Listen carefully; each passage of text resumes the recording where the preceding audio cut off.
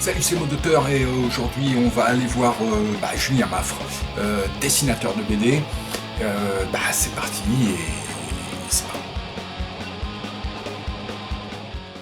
Ouais, le premier mot qui est venu en fait c'est le découpage, le storyboard, la façon de raconter les histoires, parce que c'est de très très loin ma partie préférée du boulot. Et c'est le fait de raconter les histoires, d'avoir un texte et de trouver le meilleur moyen, ou celui qui me convient le mieux en tout cas, de raconter l'histoire. Donc c'est comment je demande les scénarios sous forme de script, genre cinéma, c'est-à-dire sans indication de mise en scène. Et je définis moi-même le nombre de pages des albums. Voilà, c'est la mise en scène, la recherche de cadrage, le placement début, le rythme, avoir des enchaînements de scènes très dialoguées avec des scènes muettes pour changer le rythme, tout ça, c'est vraiment...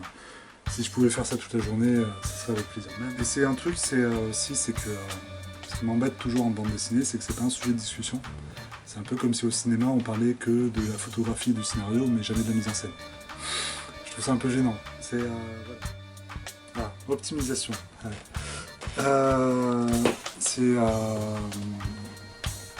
En fait, il y a une quête en bande dessinée qui fait, pour moi en tout cas, qui est liée aux circonstances aussi d'auteur de BD, c'est-à-dire que les conditions se durcissent. Globalement, on doit faire plus de pages en étant moins payé à la page.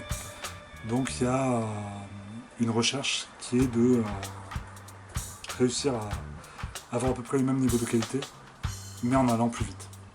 Voilà, moi je suis passé au numérique en fait, à la synthique, parce que je vais plus vite que sur papier, pour plein de raisons.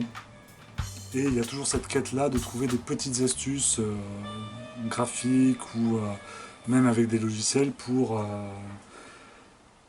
faire des albums aussi, je vais pas dire bien, mais de qualité égale à ce que je faisais avant, ou mieux, mais en y passant moins de temps. Je sais que depuis que je suis passé au numérique, c'est quand j'étais en traditionnel, je faisais 4 pages par mois le vent dans le dos, je suis passé au double en numérique. Donc il y a quand même une grosse différence et je pense pas que ça se voit au niveau dessin, quoi. C'est pas monomaniaque, oui, parce que je suis monotache en fait. Je crois que ces 10 dernières années, à part un carnet de voyage, j'ai fait aucun dessin pour le simple plaisir du dessin.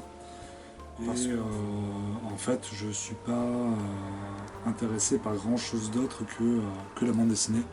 Je sais que je devrais me dire que d'autres médiums me manquent. Enfin voilà, je pourrais faire du théâtre, de la musique ou des choses comme ça, mais en fait, je m'en fous, quoi. C'est au bout de quelques années, je me suis dit, non, en fait, ça m'intéresse pas. Et ce qui m'intéresse, c'est raconter des histoires. Et puis, il n'y a pas grand chose d'autre quand on parle de la création, en tout cas. Je me rappelle d'Alan Moore qui disait en fait, qu'il n'aimait pas voyager du tout. Que finalement, dans son esprit, ça lui suffisait largement, qu'il n'avait pas besoin de voir d'autres pays. Et je pense que moi, dans mon esprit, j'ai pas besoin de jouer de la guitare ou d'être sur les planches ou de théâtre ou de faire des dessins pour le plaisir du dessin, parce que ça m'intéresse pas. Et puis aussi, tout ça c'est lié en fait. Ce qui compte en BD, c'est l'histoire avant tout.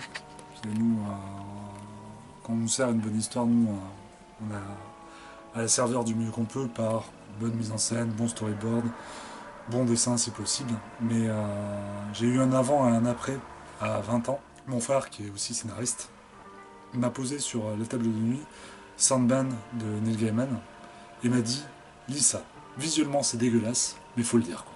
Faut vraiment le lire. » Bon, j'ai commencé à lire Sandman, j'ai galéré pendant 50 pages, jusqu'à une scène de joute verbale, ceux qui ont lu reconnaîtront, entre Sandman et un démon, et une baffe, mais une baffe au niveau des dialogues, des idées, et je me suis dit, merde, putain, visuellement ça me plaît pas du tout, mais c'est peut-être une des meilleures séquences que j'ai jamais vues en BD.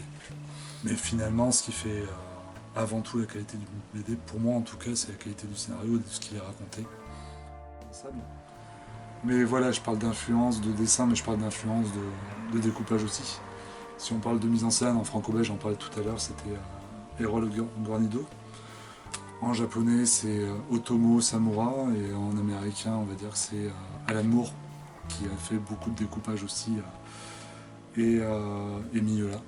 Donc voilà, on peut parler d'influence en découpage sur la façon de raconter en BD. Et sur le dessin, moi je me situe dans du semi-réalisme à réalisme, c'est un peu bâtard entre les deux. On va dire proportion réaliste, mais avec du semi-réalisme dans les traits des visages.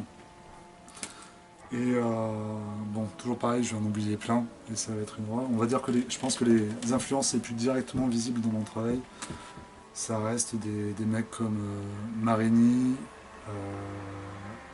Bruno Majorana a été une très très grosse influence, qui a bossé avec un rôle sur Gary Faux, aidé.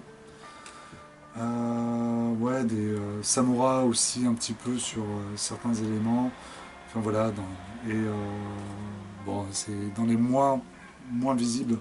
Je sais que Mignola, Baudard, Claire Wendling sont des gens dont je me sens proche, quoi. C'est des tueurs absolus comme Springer, mais là, c'est bien au-delà de tout ce que je pourrais faire. Oui, je suis particulièrement épanoui dans mon métier, donc c'est une belle richesse. En amitié aussi, je suis verni. Au niveau personnel, c'est à définir encore. Et au niveau financier, ça va, en fait. J'ai la chance d'exercer un métier passion et j'ai la chance de pouvoir m'y consacrer à plein temps et de temps en temps pouvoir me payer un resto.